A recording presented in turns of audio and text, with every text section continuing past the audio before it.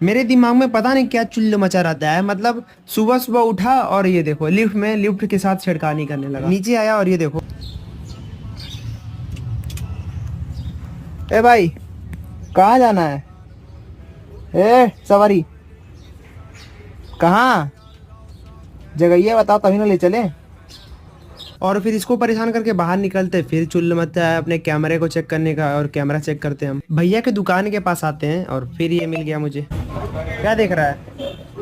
हाँ, भैया के दुकान से आते हैं और रास्ते में आइसक्रीम दिखता है, तो आइसक्रीम कैसे छोड़ सकता हूँ मैं। अब मैं आइसक्रीम खा रहा था, तभी भैया के दोस्त आते हैं और उनसे मैं गाड़ी मांग लेता हूँ और चलाते हैं हम लोग R15। पहली बार घर पे आता हूँ, देखता हूँ मामी मोदक बनाई थी और पहली बार मैं मोदक खाता हूँ यार। मतलब होम मेड, बाहर का नहीं, बाहर का तो मैं खा चुका हूँ।